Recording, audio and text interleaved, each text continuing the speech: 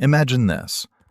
A 22-year-old kid from Virginia, barely shaving, riding into a frozen forest to deliver a letter.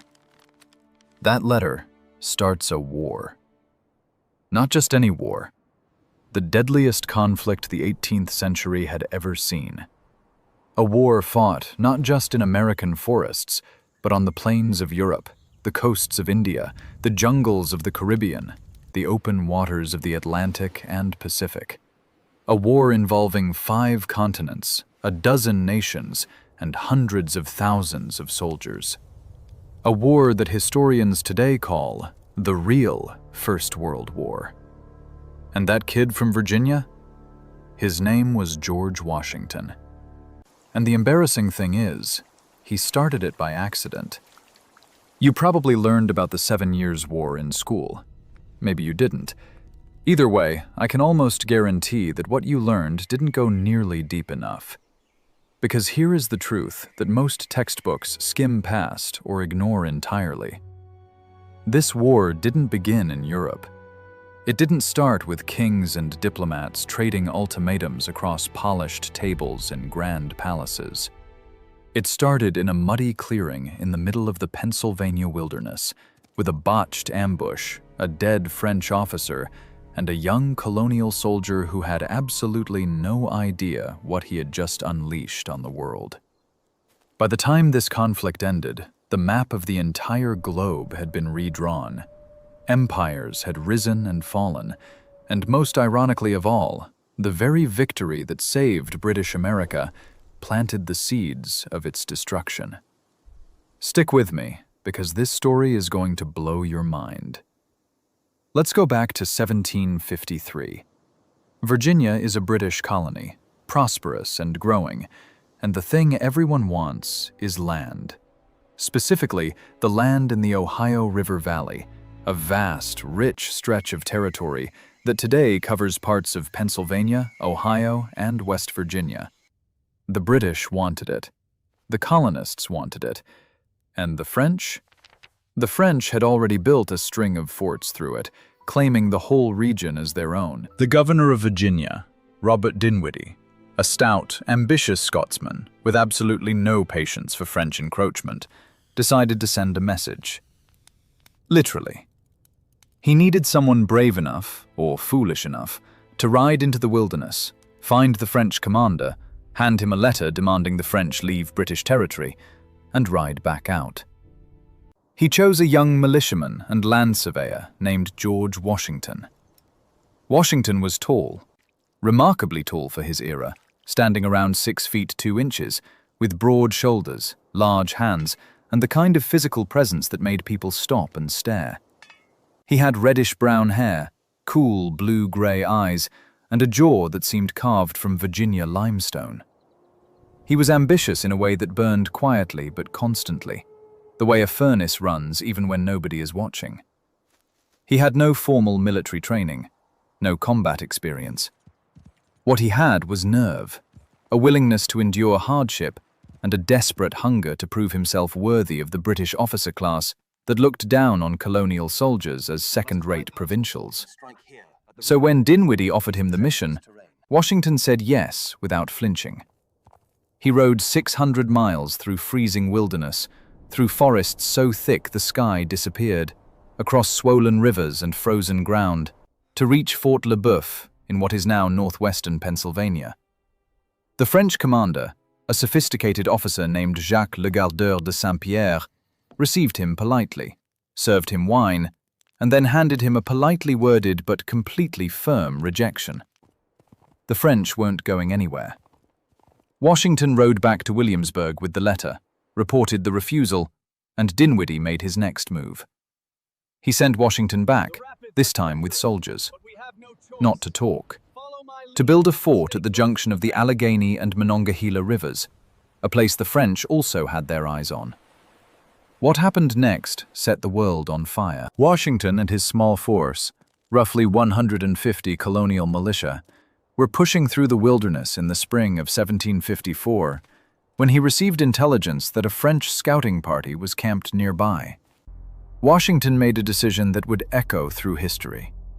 Instead of waiting, Instead of sending a messenger, instead of doing the cautious thing, he ordered a night march through pouring rain and launched a dawn attack on the French camp. The engagement lasted perhaps 15 minutes. Somewhere between 10 and 13 French soldiers died. Among them was their commander, Joseph Coulon de Villiers de Jumonville, a French ensign who had been carrying diplomatic papers, suggesting he was on a mission of parley, not combat. Whether Jumonville was killed in the fighting or executed after being wounded depends on who you ask and which account you believe. The French, to no one's surprise, believed he was murdered. Washington insisted it was a fair fight. One dead French officer in the Pennsylvania wilderness. That was the spark. And here is the thing that makes this story so extraordinary. Washington himself seems to have sensed something enormous in what he had done. In a letter to his brother, he wrote the now famous, deeply strange line that a volley of musket fire had a charming sound to him. He was 22 years old, freshly blooded, and genuinely excited. He had no idea that those muskets had just echoed all the way to Versailles, to London, to Madrid, to Vienna, and beyond. He had no idea that kings and ministers across the world were about to start reading dispatches about the Ohio Valley with rising alarm. He had no idea that he had just started what Voltaire himself would later call a war begun in the forests of America that set Europe ablaze. But before the kings got involved, Washington had to face the immediate consequences. After the skirmish, he ordered the construction of a small stockade that he named, with some optimism, Fort Necessity. It sat in a low meadow, surrounded by higher ground, which any soldier could tell you is a terrible position to defend. The French were coming. Jumonville's brother, Louis Coulon de Villiers, rode toward Washington with roughly 700 French and native warriors, furious and looking for revenge. Washington had barely 400 men, many of them sick, hungry, and exhausted. On July 3, 1754, a day before what would one day become American Independence Day, the French attacked. The Battle of Fort Necessity was a disaster. Washington's men huddled in muddy trenches as French musket fire tore into them from the surrounding trees. Rain turned the trenches into streams. Ammunition ran low. By evening, with a third of his men dead or wounded, Washington accepted French terms of surrender. The terms were written in French, which Washington didn't read very well, and among the clauses was one that Washington signed, seemingly without fully understanding, which described the killing of Jumonville as an assassination. He had just, in writing, admitted to something that would cause a diplomatic explosion. France cited the document as evidence of British aggression. Britain denied it, and the machinery of global war began to turn. Back in London, Prime Minister the Duke of Newcastle and Secretary of State William Pitt the Elder were watching the American situation deteriorate with the slow horror of men watching a house fire spread toward their own street. The British government sent reinforcements. 2 regiments of British regulars under the command of General Edward Braddock, a stout, red-faced, deeply professional, and deeply inflexible soldier who had spent his career fighting European-style wars on open ground, where armies lined up in neat formations and blasted each other at close range. Braddock had no patience for the wilderness, no patience for native tactics, no patience for Washington's advice. And that stubbornness was going to cost him everything. In the summer of 1755, Braddock led a massive column of around 1,400 British regulars and colonial militia toward French-held Fort Duquesne, built right where Washington had tried to build his own fort the year before. The march was extraordinary in its ambition and its arrogance. They cut a road through the wilderness, the largest military road ever built in colonial America at that point, wide enough for artillery. Washington, riding with Braddock as a volunteer aide, watched with admiration and unease in equal measure. He tried to warn Braddock about French and native fighting methods. Braddock listened politely and ignored him. The column pushed forward in perfect European order, drums beating, flags flying, red coats bright in the summer sun, deep in a forest where the enemy could see them from half a mile away, and they couldn't see the enemy at all. On July 9, 1755, the column was crossing the Monongahela River, just miles from their target, when the world exploded. French and native fighters, perhaps 850 in total, opened fire from the trees and ridgelines in a withering ambush. The British regulars, trained to fight men standing in the open, had no idea what to do. They bunched together, which made them perfect targets. They fired at smoke and shadows. Officers were shot from their horses one by one. Braddock himself had 5 horses shot out from under him before a musket ball finally hit him in the chest. The British column dissolved into screaming, stampeding chaos.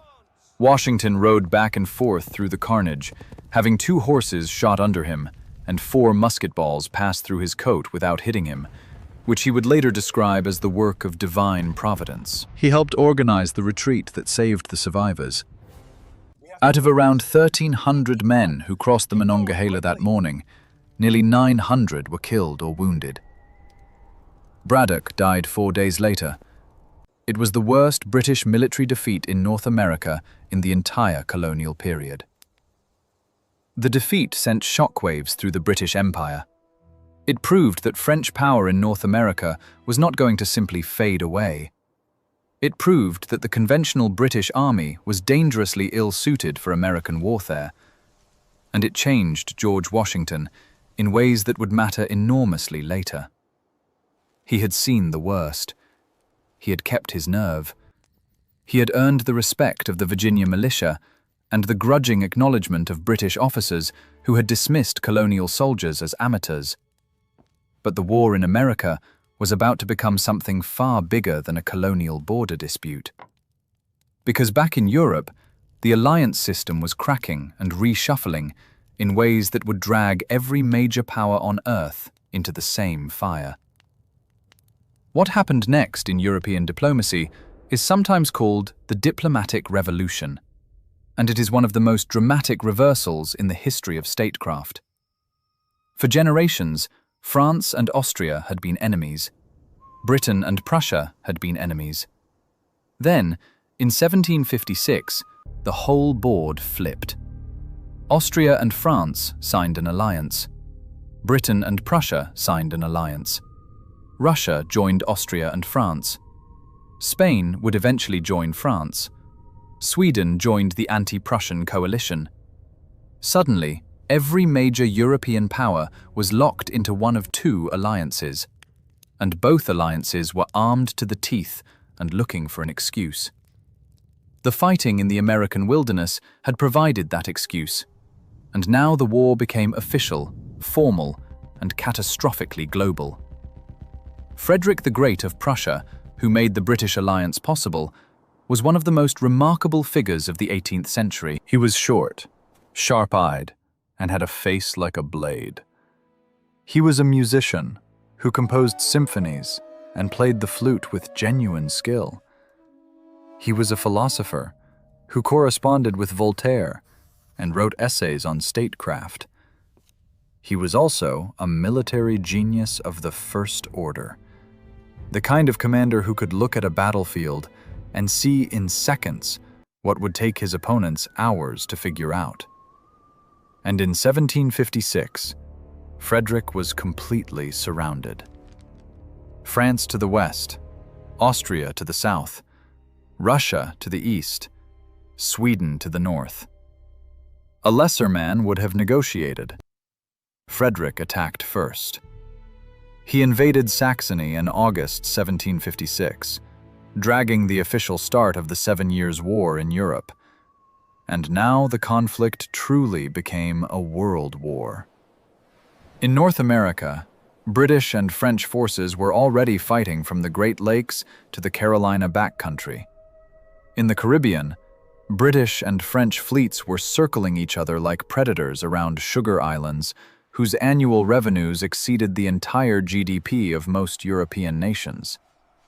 In West Africa, British forces attacked French trading posts. In India, the British East India Company and French-backed Indian princes were locked in a power struggle that would determine who ruled the subcontinent for the next 2 centuries. In the Philippines, British forces would eventually seize Manila. In West Africa, the slave trade intersected with imperial ambition in ways that accelerated the machinery of human suffering to a new and terrible pitch. 5 continents, 1 war. Started by a 22-year-old surveyor with a musket in a Pennsylvania forest. The war in India deserves a moment of attention, because most American tellings of the 7 Years' War almost completely ignore it, and that omission is a profound distortion of what actually happened. By the 1750s, both Britain and France had deep commercial and political roots in the Indian subcontinent, primarily through their respective East India companies. The British East India Company was headquartered in Calcutta and had strong relationships with Indian merchants and rulers along the eastern coast. The French, operating largely from Pondicherry in the south, had backed a series of Indian princes in regional conflicts, a strategy that gave them enormous political influence. The man who turned British India from a trading operation into an empire was Robert Clive, a clerk's son from Shropshire, who had sailed to India as a company employee at the age of 18, with nothing but a reckless temperament and a capacity for audacity that bordered on insanity. Clive was not what you would call a polished figure. He was stocky, dark-eyed, moody, and prone to violent swings of temperament that made him brilliant in a crisis and difficult in ordinary life. He had attempted suicide at least twice before finding his calling in military command. In 1757, he led a British and allied Indian force against the Nawab of Bengal, Siraj-ud-Dowlah, who was backed by the French. The Battle of Plassey, fought on June 23rd of that year, was less of a battle and more of a political transaction. Clive had arranged in advance for the Nawab's chief general, Mir Jafar, to betray his master. When the battle began, a huge portion of the Nawab's army simply stood still and watched. Clive won with minimal casualties, and in that moment, the British East India Company effectively became the ruler of Bengal, the richest province in all of India. The revenues of Bengal funded British military operations across the Indian subcontinent. French influence in India collapsed. Within a decade, the French would be reduced to a few coastal enclaves, their grand ambitions on the subcontinent finished. Britain had won India, but it had won it as a byproduct of a war that started in American forests. Think about that connection for a moment. Washington's botched ambush in the Pennsylvania wilderness set off a chain of events that placed the Indian subcontinent under British control for nearly 200 years. History doesn't move in straight lines. It moves in explosions, shock waves rippling outward from a single point of detonation. Back in North America, the early years of the war went badly for Britain. Embarrassingly badly. In 1756, a French commander named the Marquis de Montcalm captured Fort Oswego on Lake Ontario, destroying the British position in the Great Lakes region. In 1757, he captured Fort William Henry on Lake George, and what followed was a massacre that shocked even hardened observers. After the British garrison surrendered under terms of honorable capitulation, Montcalm's native allies, angry at being denied the plunder and captives that were their customary rewards for military service, attacked the surrendered soldiers, killing between 180 and 200 people, including women and children. The massacre was a genuine atrocity that Montcalm tried desperately and ultimately failed to prevent. News of it spread through the British colonies like a cold fire, and it transformed the colonial attitude toward the war from reluctant participation to something approaching genuine fury. Louis-Joseph de Montcalm was in many ways a tragic figure. He was a career French officer of the old school, born into the lesser nobility of southern France, educated, disciplined, genuinely brave, and deeply miserable in Canada. He found the colony cold, provincial, and corrupt. The governor of New France, the Marquis de Vaudreuil, was a Canadian-born aristocrat who resented the continental Frenchman Montcalm and undermined him at every turn. Supply lines from France were unreliable and increasingly blocked by the British Royal Navy. The native alliances that had made French power in North America possible were straining under the weight of a war that was grinding on longer than anyone had anticipated. Montcalm was fighting a war he believed was already lost, writing letters to Versailles begging for reinforcements and receiving in return kind words and almost nothing else. He was a gifted general defending an indefensible position, and he knew it. The man who turned the war around for Britain was William Pitt the Elder, and he is one of the great forgotten heroes of Anglo-American history. Pitt was tall, eagle-nosed, eloquent to the point of genius, and consumed by a vision of British imperial greatness so vast and ambitious that it made his colleagues nervous. He became Secretary of State in 1757, in the middle of a string of British disasters, and he immediately did what great wartime leaders always do. He changed everything. He pumped money into the conflict, subsidizing Frederick the Great in Europe to keep French armies occupied while Britain poured its real resources into the naval and colonial war. He replaced incompetent generals with aggressive ones. He worked with colonial assemblies instead of against them, paying for colonial troops rather than demanding them without compensation. And he chose a young general named James Wolfe to lead the most critical assault of the entire North American campaign. James Wolfe was 22 years old when he first saw combat, and 32 when he led the assault on Quebec, the capital of New France, and the key to the entire continent. He was thin to the point of frailty, with a receding chin, a beaked nose, and fiery red hair. The kind of physical appearance that cartoonists loved and soldiers initially underestimated. He was neurotic, hypochondriac, and obsessively professional. He worked his men brutally hard and drove himself harder. He memorized poetry, corresponded about military theory, and burned with an ambition that he frequently expressed in terms suggesting he expected to die young and in battle. He told his mother before sailing for America that he expected to die in the campaign. He was right. But first, he was going to win the most dramatic engagement in North American colonial history. Quebec sits on a massive promontory above the St. Lawrence River, cliffs rising nearly 150 feet on most sides, a city that seemed designed by nature itself to be impregnable. Montcalm's army held the heights. Wolfe's force, around 9,000 soldiers, spent weeks in the summer of 1759 trying to find a way in, bombarding the city, conducting raids, and searching for a weakness. The city wouldn't fall. Wolfe, sick with kidney disease and genuine despair, wrote letters that summer that read like a man composing his own obituary. And then, on the night of September 12th to 13th, 1759, he found his opening. A small, steep path up the cliffs called the Anse au Foulon, lightly guarded. In the early morning darkness, Wolfe's forces scaled the cliffs, pulled up their artillery piece by piece, and assembled in battle order on the plains of Abraham above the city. When Montcalm saw the British army standing in line on the plains at dawn, he reportedly said something in French that translates roughly as, "They have gotten there where there is no getting." His options were terrible. He could stay inside the city and stand a siege, but his food supplies were low and relief from France was not coming. He could march out and fight. He chose to fight. The Battle of the Plains of Abraham lasted perhaps 15 minutes of close musket fire at brutally short range.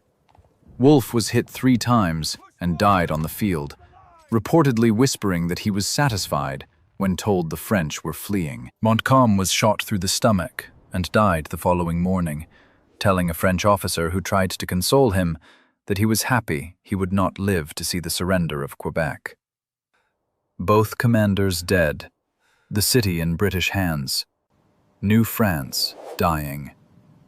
The Treaty of Paris in 1763 ended the 7 Years' War, and the territorial changes it enforced were staggering. France surrendered all of Canada to Britain. France surrendered all of Louisiana east of the Mississippi. France gave Louisiana west of the Mississippi to Spain as compensation for Spain's losses elsewhere. Britain gained Florida from Spain. In the Caribbean, Britain kept several French sugar islands. In India, France was stripped of virtually all influence. In West Africa, France lost trading posts. Britain emerged from the war as the dominant global power, master of a commercial and territorial empire stretching from Hudson Bay to Bengal. It was the greatest single expansion of British power in history. And it was the beginning of the end. Here is the great irony, the pivot on which this entire story turns. Britain had just won the most expensive war in its history. The national debt had nearly doubled during the conflict. Maintaining the newly conquered territories required soldiers, forts, administrators, and money. Vast quantities of money. And the British government, led by men who genuinely believed the American colonies had profited enormously from Britain's military sacrifice, looked across the Atlantic and asked a question that seemed perfectly reasonable to them. Shouldn't the colonists help pay for their own defense? And so they began taxing the colonies.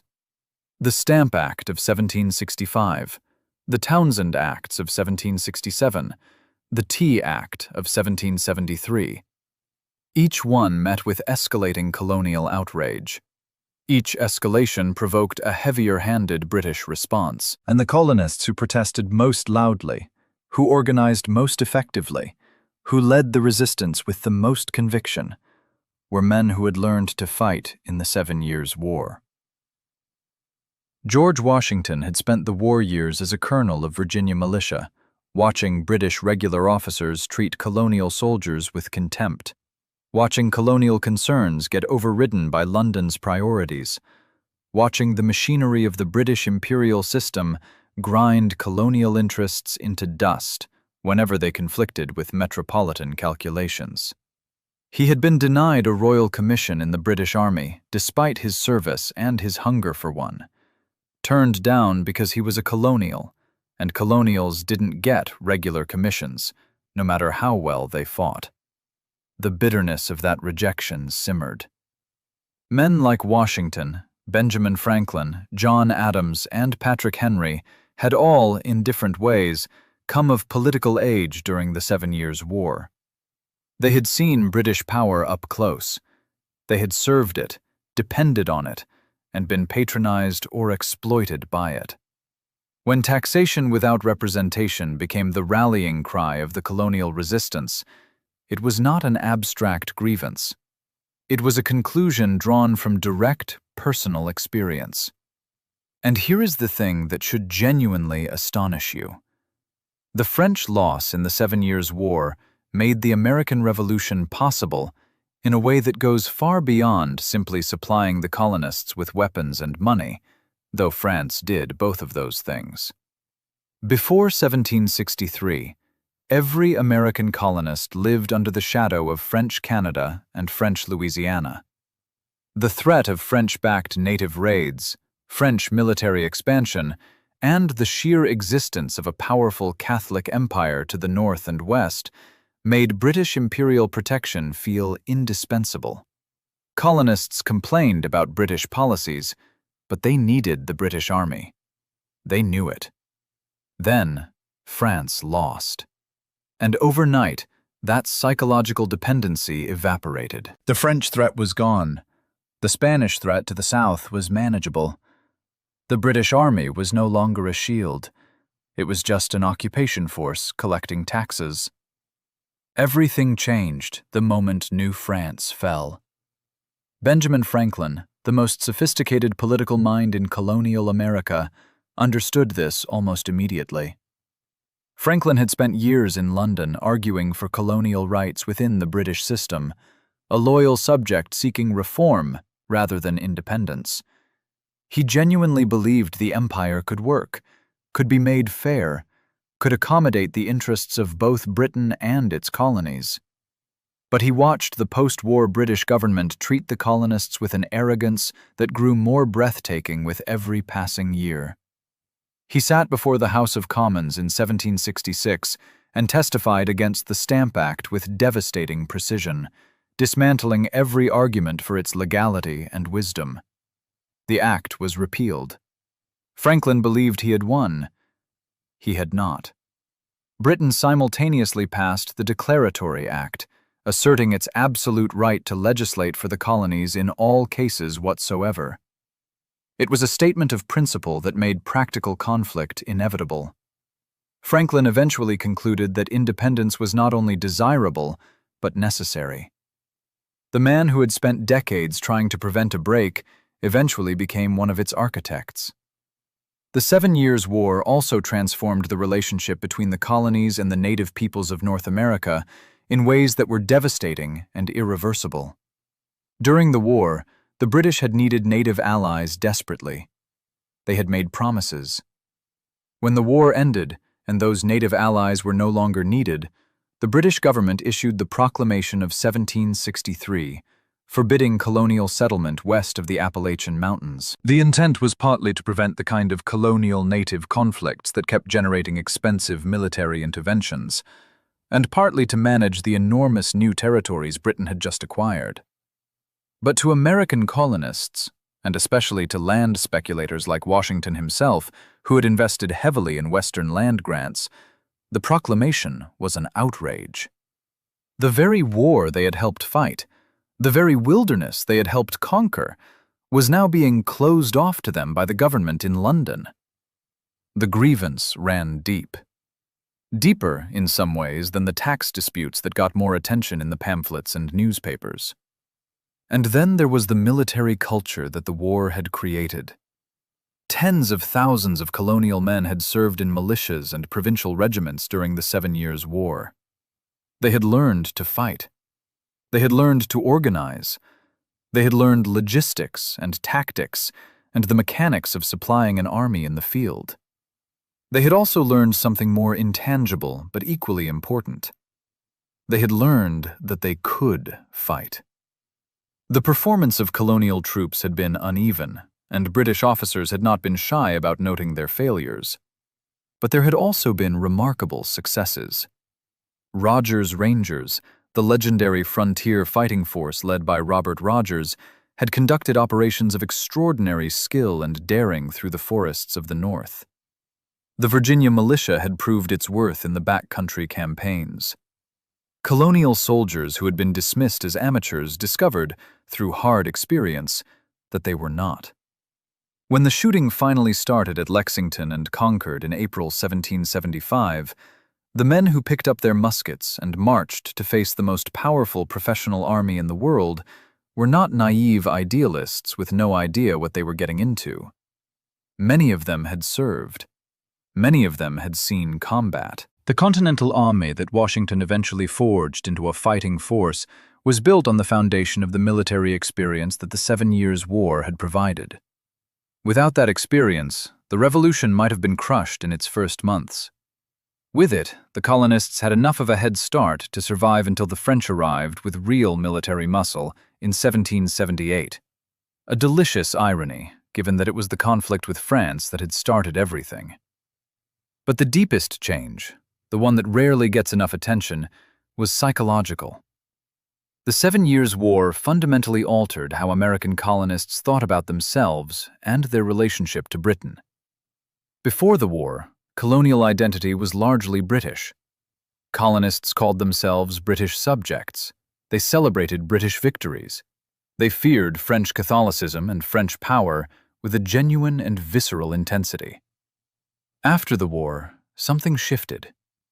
The shared experience of fighting alongside each other, of serving in the same campaigns from different colonies, of suffering under the same contemptuous British officers, of defending a land they thought of as their own, created something new, Not yet American nationalism, but the seeds of it. The first faint outlines of a shared identity that cut across colonial boundaries. When Washington was appointed Commander-in-Chief of the Continental Army in 1775, he was chosen partly because of his Virginia roots, which would secure Southern support, and partly because of his reputation from the 7 Years' War. He was the most experienced colonial military officer still active. The man who had started a world war by accident had spent the intervening 20 years learning from that disaster and every other one that followed. He had watched Braddock's arrogance get 900 men killed. He had rebuilt Virginia's frontier defenses almost from scratch. He had studied how to supply an army, how to maintain discipline, how to keep men fighting when everything argued for surrender. None of that knowledge appeared from nowhere. It was forged in the Pennsylvania wilderness and the long, bloody years of the 7 Years' War. So let's bring it all together. A young land surveyor fires a volley in a forest clearing in the spring of 1754. One dead French officer, one signed confession of assassination, one catastrophically mismanaged frontier conflict escalating into a global superpower confrontation. Britain and France fighting on 5 continents. Britain winning everything. Britain winning so completely that its victory becomes a financial and political crisis that drives it to tax the very colonies it just defended.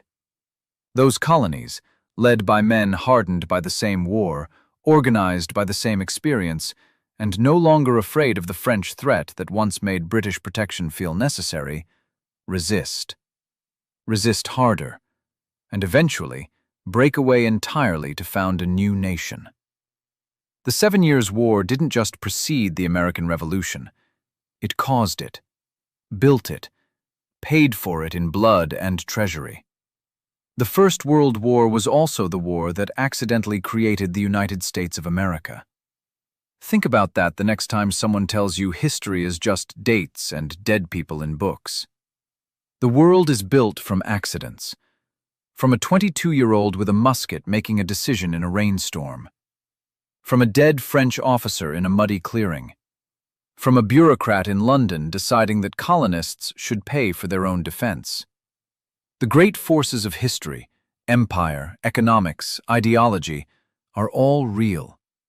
But they play out through individual human beings making choices under pressure, with incomplete information, in circumstances they barely understand. Washington didn't know he was starting a world war. He thought he was impressing his governor and maybe earning a British commission. Pitt didn't know that winning the 7 Years' War would cost Britain its American colonies. He thought he was securing British greatness for a century. History is full of people who thought they knew what they were doing and accidentally changed everything. Was the 7 Years' War America's founding event, more than the Revolution itself? The argument is worth making. Without the 7 Years' War, there is no French threat eliminated, no British debt crisis, no new taxes, no colonial resistance movement, no Lexington and Concord, no Continental Congress, no Washington leading an army, no French alliance, no Treaty of Paris in 1783. The revolution doesn't happen, or at least not when it did, not how it did, not led by the men it was. The war in the forests of Pennsylvania wasn't just the beginning of a global conflict, it was the beginning of America. And George Washington, the man who started it with a volley he would later describe as charming, is the link between both worlds, the soldier of empire who became the father of the republic that replaced it. So here is the question I want to leave you with, and I want you to think about it seriously, and let me know what you think in the comments below. If Britain had handled the aftermath of the 7 Years' War differently, if it had treated the colonists as partners rather than subjects to be taxed, if it had granted Western land rights and colonial representation in Parliament and respected the military service of men like Washington, could the American Revolution have been avoided? Could Britain have held on to its American colonies and still become the global empire it became in the 19th century? Or was the break inevitable the moment the French threat disappeared? Was independence always going to happen, and the 7 Years' War just chose the timing? I genuinely don't know the answer. I think about it constantly. And I think the fact that we can't easily answer it is exactly what makes this story so endlessly fascinating. This has been Cradle of Democracy. If this video made you see the founding of America differently, if it made you realize that the revolution didn't begin in Boston Harbor, but in a Pennsylvania forest 20 years earlier, then hit subscribe, because we do this every week. We take the stories you thought you knew, and we show you what was actually happening underneath the surface. And if you want more of this, check out our video on George Washington's military career before the Revolution. Because the man who became the father of a nation was shaped by failures and disasters that most people have never heard of. The link is right there. See you in the next one.